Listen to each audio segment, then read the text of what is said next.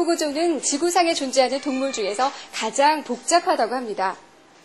현대인들에게 코질환이 많은 이유도 바로 이런 구조적인 문제 때문이라고 하는데요.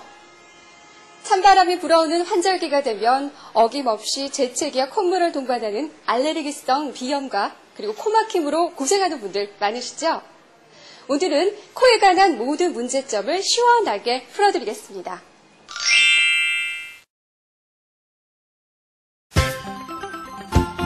알레르기 비염은 가려움증, 재채기와 콧물, 코막힘을 동반하는 염증성 질환입니다.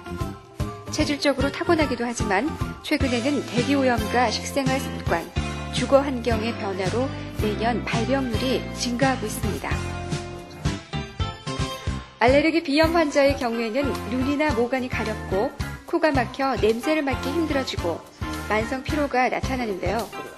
알레르기 비염을 예방하기 위해서는 실내 온도와 습도를 적절하게 유지해주고 알레르기 피부 반응 검사를 통해 알레르기를 유발하는 원인 물질을 밝혀낸 다음 치료 계획을 세워야 합니다. 사람들은 대부분 코로 숨을 쉰다고 생각합니다. 하지만 코가 막혀서 답답한 사람들이 있는데요. 이렇게 코가 막혀 답답한 사람들을 위해서 코막힘 치료법에 대해서 알려드리겠습니다. 사람의 코는 한시도 쉬지 않고 호흡을 유지하고 습도와 온도의 조절과 미세먼지의 제거 같은 중요한 역할을 합니다. 호흡을 통해 들이마신 공기가 코의 입구에서 뒷부분까지 통과하는 데 걸리는 시간은 불과 4분의 1초. 코는 이 짧은 시간 동안 들이마신 공기의 온도와 습도를 우리 몸에 맞게 조절해주는 역할을 하게 됩니다. 이런 역할을 해주는 코 기능에 이상이 있을 경우에는 자연히 입으로 호흡을 하게 되는데요. 이 때문에 하부 기도에 손상이 발생하고 어린이의 경우에는 수면장애나 영양장애를 일으키게 됩니다. 연구 결과에 따르면 한국인의 코막힘 원인으로 가장 많은 것이 양쪽 코 사이의 연골이 한쪽으로 굽어 있는 것입니다.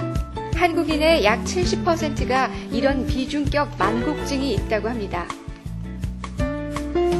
비중격은 양쪽 콧구멍을 나누고 있는 연골로서 여러 가지 원인 때문에 대부분 조금씩 휘어질 수 있습니다. 우리는 대부분 자신의 코가 정확히 일직선이라고 생각하지만 실제로는 어느 한쪽으로 치우쳐 있는 경우가 많습니다. 그런데 휘어진 정도가 심해 코 속을 좁아지게 만들어 코막힘이 심해지고 기존의 비염도 악화됩니다. 선천적 코막힘 외에 후천적 코막힘은 외상으로 인해서 생길 수 있습니다. 불의의 사고로 코가 휘어졌을 경우에 이런 경우가 생길 수 있는데요. 이럴 땐 어떻게 해야 할까요? 휘어진 코와 비중격 만곡증이 동시에 있는 환자는 따로 수술을 하는 것보다 코막힘 원인을 사전에 면밀히 조사 관찰해서 한꺼번에 교정하는 것이 경비나 시간적인 면에서 유리합니다. 특히 휘어진 코를 비뚤어진 비중격 교정 없이 단독으로 코 성형 수술만 하는 경우에는 상당수의 환자에서 수술 후 서서히 원상복귀되는 현상이 생기게 됩니다. 그래서 반드시 비중격 이상을 체크하고 두 수술을 함께하는 수술 계획을 세우는 것이 좋습니다. 사람의 첫인상을 결정짓는 곳은 어디일까요? 바로 얼굴의 중심이라고 할 수 있는 코가 아닐까요? 이 코는 사람의 인상을 결정짓는 중심 부위인 동시에 호흡을 시작하는 기관이기 때문에 미간뿐만 아니라 기능적인 면에서도 아주 중요합니다. 좌우 대칭이 잘 맞고 윤곽이 뚜렷한 코는 상대방에게 좋은 이미지는 물론 성적 매력까지 나타냅니다.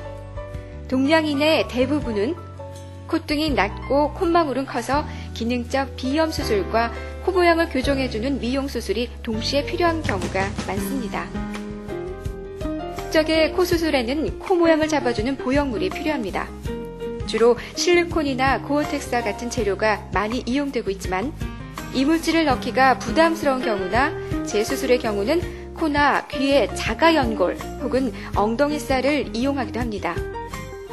렉 이비인후과에서는 수술 전에 코에서 석고본을 실물 사이즈로 떠서 수술 후의 결과를 정확히 예측할 수 있는 기법을 쓰고 있습니다.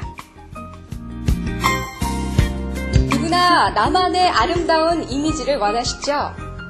편안하게 숨 쉴 수 있는 코의 기능과 또 나만의 멋진 이미지를 원하신다면 여러분 곁에는 늘 맥 입의누가가 함께합니다.